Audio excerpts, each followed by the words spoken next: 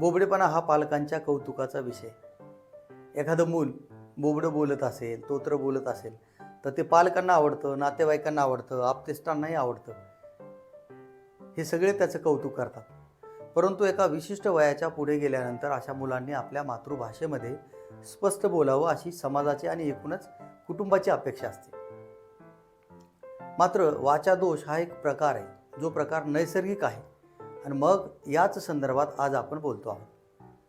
केंद्र शासन आणि राज्य शासन या दोन शासनाचा आरोग्य विभाग या संदर्भात म्हणजे विद्यार्थ्यांच्या आरोग्याच्या संदर्भात गेल्या अनेक वर्षापासून काम करतो आहे. आज आहे 26 मार्च 2024. गेवराई तालुका जिल्हा बीड येथील उपजिल्हा रुग्णालय गेवराई येथे 50 विद्यार्थ्यांच्या जिभेवर एक छोटीशी शस्त्रक्रिया करण्यात आली. राष्ट्रीय बाल स्वास्थ्य कार्यक्रम आणि विद्यार्थ्यांची आरोग्य तपासणी. आता हे जे दोन कार्यक्रम आहेत, तर हे दोन व्यासपीठ आहेत आणि या व्यासपीठावर 5 टीम कार्यरत आहेत. या 5 टीमच्या अनुषंगाने या टीममध्ये जे लोक आहेत, वैद्यकीय अधिकारी आणि एकूणच कर्मचारी, तर हे जे कर्मचारी आहेत, वैद्यकीय अधिकारी आहेत, तर यांची ही 5 पथकं यावर काम करत आहेत. फॉर एक्झाम्पल म्हणून किंवा उदाहरण म्हणून आपण गेवराई उपजिल्हा रुग्णालयाचं उदाहरण या ठिकाणी ठेवतो आहोत. आज ज्या विद्यार्थ्यांवर शस्त्रक्रिया झाली ते वाचादोष असलेले 50 विद्यार्थी होते. हे कसे बाहेर आले? तर राज्य शासन आणि केंद्र शासन या दोन्ही संस्था विद्यार्थ्यांच्या आरोग्याची काळजी घेतात.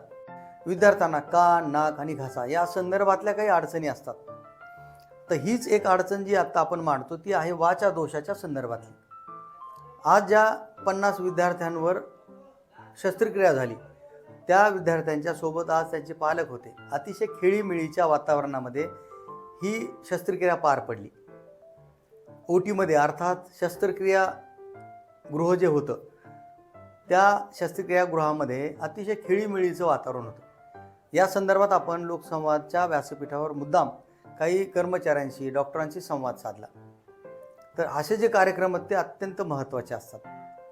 तर या संदर्भात आपण जेव्हा डॉक्टर सोळुंखे, श्रीमती सोळुंखे यांच्याशी बोललो तेव्हा त्या असं म्हणाल्या की हा जो दोष आहे तो नैसर्गिक आहे. याची काही कारणं आहेत, या संदर्भात मला काही सांगता येणार नाही, पण हा निसर्गतः दोष बरा होऊ शकतो.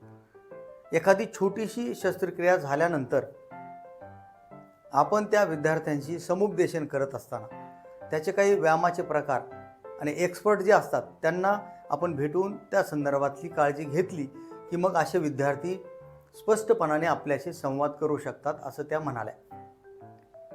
आता गेवराई उपजिल्हा रुग्णालयाच्या अंतर्गत ज्या 5 टीम आहेत त्या 5 टीममध्ये वैद्यकीय अधिकारी, कर्मचारी यांनी गेवराई तालुक्यातल्या शाळांना भेटी दिल्या, विद्यार्थ्यांची आरोग्य तपासणी केली आणि या तपासणीमध्ये हे असे विद्यार्थी आढळून येतात.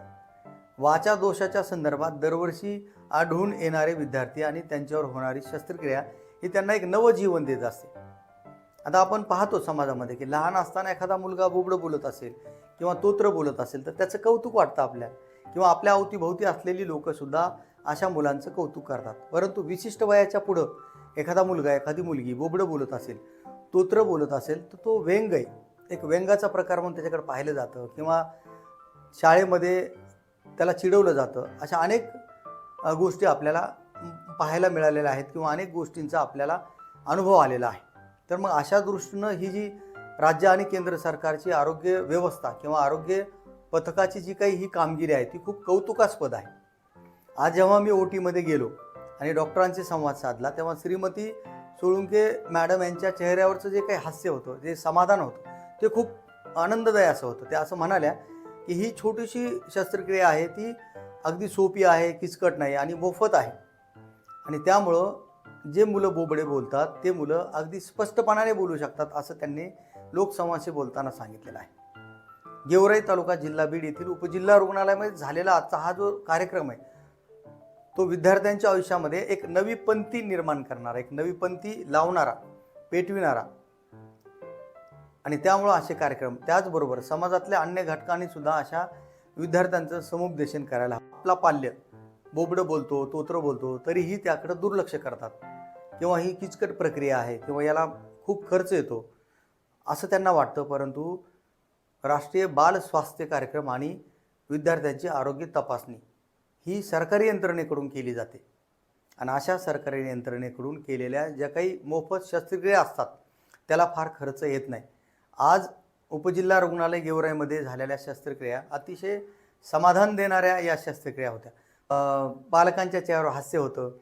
विद्यार्थी शस्त्रक्रियागृहातून बाहेर आल्यावर अगदी समाधानानं बाहेर आले. जाताना थोडं दडपण होतं किंवा ते थोडंसं भीत होते, परंतु ती भीती घालवण्याचं काम उपजिल्हा रुग्णालय गेवराईचे वैद्यकीय अधीक्षक श्री नोमानी, त्याचबरोबर श्रीमती सोळुंके, एकूणच उपजिल्हा रुग्णालयातील सर्व कर्मचारी यांनी अगदी हसत खेळत या विद्यार्थ्यांशी संवाद साधला, आपलेपणाची भावना निर्माण केली आणि त्यामुळे पालकांना सुद्धा खूप बरं वाटलं, समाधान वाटलं. आणि मग एकूणच हा कार्यक्रम विद्यार्थ्यांच्या आयुष्याशी अतिशय चांगल्या अर्थानं निगडीत आहे.